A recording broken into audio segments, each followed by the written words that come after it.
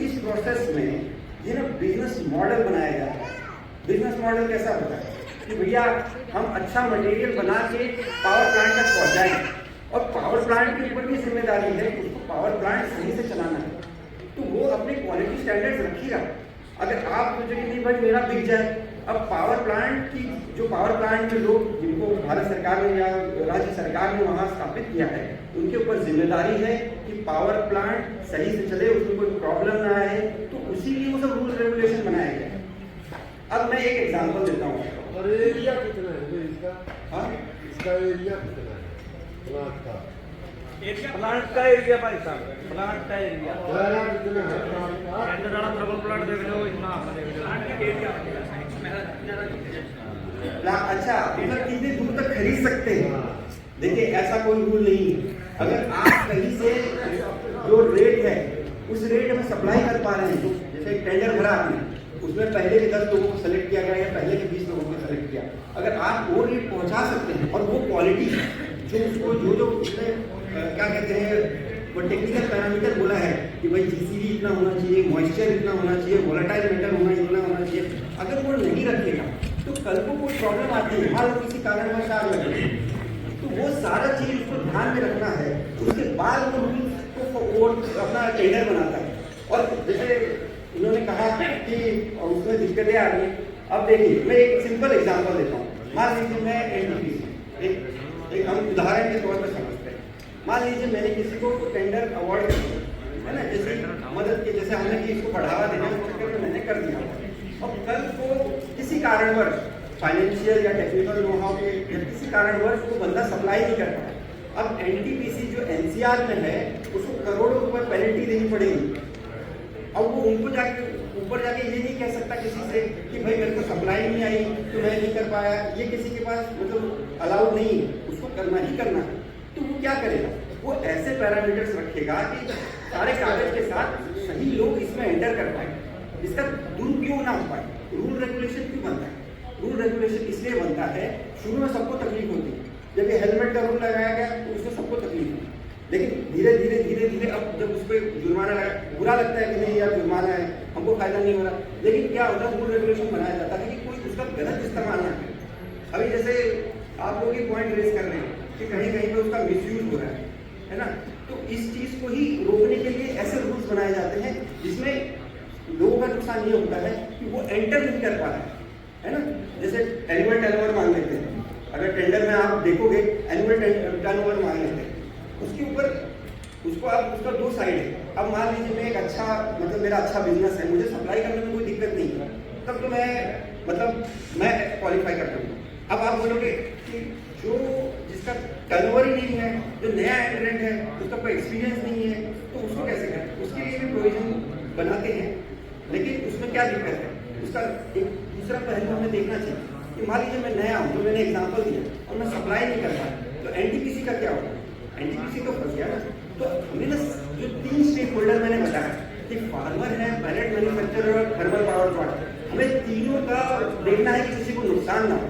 System तो ऐसे ही बनता है ना, अगर उसमें से एक भी डाउन होता है तो पूरा सिस्टम कोलैप्स कर जाएगा। तो हमें सबका हित देखना है। और जैसे भाई ने कहा कि कोई प्रॉब्लम है, जैसे उनको ऑब्जर्वेशन आया कि यहाँ गलत हो रहा है, जैसे इन्होंने कहा कि गड़बड़ है, तो आपके पास बहुत सारे फोरम हैं आज के डेट में, तो ट्विटर है, क्या क्या है, आप सीधा टैग करके कोई आपके पास प्रूफ के साथ आप कंप्लेंट कर दीजिए और एक्शन ना हो, ऐसा तो मुझे डाउट है, एक्शन तो होता है। और जो मिसयूज कर रहे हैं कौन है? हम लोग में से ही है ना, हम लोग में से ही है। तो मेरा बस जो सबमिशन ये है कि थोड़ा सा डिफिकल्ट रूल रेगुलेशन इसलिए बनाया जाता है ताकि उसका कोई गलत इस्तेमाल ना करे। हाँ, थोड़ा शुरुआत में सभी को दिक्कत हो रही। अब जैसे इन्होंने कहा, अब ये एक बार एनटीपीसी में सप्लाई कर देंगे, ये अब आपने टेंडर भरे हैं है ना, तो अगर ये एक बार सप्लाई करेंगे, 2 बार, एनटीपीसी को भी भरोसा हो जाएगा कि भाई ये सप्लायर है मेरा और इससे मुझे कोई दिक्कत नहीं होगी, तब इनको कोई एक्स्ट्रा कागज नहीं जमा करना। तो ये बिजनेस मॉडल में सेट हो। इसी तरह से सप्लाई चेन बनता है, खाली इसी का नहीं, किसी भी चीज का सप्लाई चेन जब बनाना है आपको, शुरुआत में तो थोड़ी बहुत प्रॉब्लम आई, रूल्स बनते हैं, रिवाइज होती है पॉलिसी। सरकार रिवाइज क्यों करती है? जब सरकार को ऐसा फीडबैक मिलता है लोगों से कि सर ये इधर गलत हो रहा है या इसकी वजह से लोग एंटर नहीं कर पा रहे, उसे रिवाइज आप देखते हो। रिवाइज क्या होता है? यही होता है कि भाई उसमें बदलाव किए जाए, ताकि उससे तीनों जो स्टेक होल्डर है, तीनों का ध्यान रखना। हम खाली एक आदमी पे एनटीपीसी पे फोकस करके कि भाई नहीं, या थर्मल पावर प्लांट पे फोकस करके हम ये नहीं कह सकते कि हम इनको फायदा हो या फार्मर को फायदा हो। हमें जब तीनों ही अलाइन रहेंगे, तीनों ग्रो करेंगे, तभी आएगा। और मेरा जो सबमिशन ये है कि आप जो है समर्थ कॉन्टैक्ट कीजिए, जिसको भी डाउट है। जैसे वहाँ से सर ने कहा, आप कहा कि हम किसको कॉन्टैक्ट करें, आप समर्थ को कॉन्टैक्ट कीजिए। समर्थ पे यहाँ से आप नंबर ले लीजिए, आप बात कीजिए। हमारे एक्चुअली ऐसे तो वेबसाइट में सारे डिटेल अवेलेबल है, लेकिन यहाँ से लोग आपको गाइड करेंगे कि आपके आस-पास मैन्युफैक्चरर है, आप उनसे कॉन्टैक्ट कीजिए, वो वहाँ से शुरू होगा। अब ये इनिशियल फेज में जितना सरकार करेगी ना, आपके सहयोग की भी जरूरत है ना। तो पहले पेज साफ बना के दो। किसान को जुर्माना मुद्दे की बात ये है जी, ये मिशन बहुत बढ़िया है और किसानों को जागरूक करने का बढ़िया कार्यक्रम है।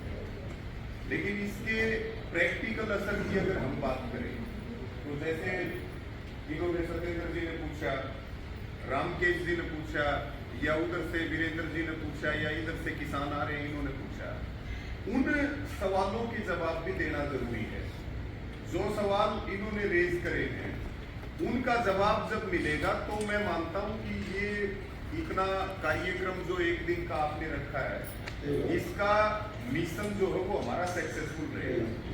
अब कार्रवाई की अगर आप बात करें, बिल्कुल हम समर्थ से कांटेक्ट कर लेंगे और हम बिल्कुल अब आपके सामने ही बैठे हैं और हमारी नाक के नीचे खेतर में एचपीजीसीएल का प्लांट है और वो हम बहुत पहले से उसके ऊपर काम कर रहे हैं। मेरे हिसाब में रोजाना वहां पे कितनी गाड़ियां आ रही हैं? रोजाना 15 गाड़ियां आती हैं और एक गाड़ी के अंदर वेट होता है लगभग 40 टन और उसमें हम लगातार उसके खिलाफ आवाज उठा रहे हैं कि भाई आप पहले जो पराली से बड़ी हुई है, क्योंकि वो जो नियम है कि 50% पराली होनी चाहिए, उसमें साथ में ये भी नियम है कि 50% गोबर भी नहीं होना चाहिए। तो रोजाना कितनी टोटल 15 से 16 गाड़ियां वहां खेतर में आ रही हैं और उसमें प्योर गोबर आता है और गोबर के नाम पे माटी आती है, मिट्टी आती है, उसके ऊपर कोई कार्रवाई नहीं हो रही है। किसको टेंडर मिलता है? जो अभी भाई जो कह रहे थे कि जो टेबल के नीचे से देते हैं उनको टेंडर मिलता है, उनको कागज पूरे करने की भी जरूरत नहीं है। ये कागज तो किसके लिए है? आम किसानों के लिए है। जो टेबल के नीचे से अब हम समर्थ को कह रहे हैं कि आपके नाक के नीचे खेदड़ पावर प्लांट में इतना बड़ा घोटाला हो रहा है और उसके आसपास किसानों ने सब्सिडी और विदाउट सब्सिडी भी अपने प्लांट लगाए पैलेट बढ़ाने के, लेकिन 2 महीना चला करके 1 महीना चला करके वो प्लांट बंद करने पड़े। तो इसके ऊपर हम जवाब चाहते हैं कि आपकी तरफ से इसके ऊपर क्या। ये बात ठीक है कि आप जागरूक कर रहे हो। दूसरा आपका मिशन है कि आप जो किसान प्लांट लगाना चाह रहे हैं उनको आप प्रैक्टिकली प्लांट दिखा करके उनके लिए आप मोटिवेट करें। लेकिन हम तो ये कह रहे हैं हम तो बिना सब्सिडी के भी प्लांट लगा लेंगे। हमारे माल को बिकवाने की जिम्मेवारी आप ले लो, हमें 1 रुपए सब्सिडी की जरूरत नहीं है, हम प्लांट लगा लेंगे, आप बिकवाने की जिम्मेवारी लो। और ये जो है ये खेतर पावर प्लांट में नाक के नीचे इतना बड़ा करप्शन भ्रष्टाचार हो रहा है, इसका आप समाधान कर दो तो मैं मानूंगा कि आज का जो कार्यक्रम है वो निश्चित तौर पे सफल भी होगा। और ये जो मिशन चल रहा है इसमें हम भी आपका कदम से कदम मिला करके साथ देंगे, ये बात मैं आपको कहना चाहता हूँ। जी जैसे इस भाई को बताया कि गोबर के साथ मिट्टी भी लगती है, तो बात हो गई कि सैंपलिंग तो वही 1 टन की होती है। 39 टन माल जो होता है मिट्टी गोबर वाला होता है। पैसे जो होते हैं 1 टन के जो अच्छा माल होता है जो 4 करोड़ के करीब का होता है, रेट वही लगता है सारी गाड़ी का। भ्रष्टाचार यही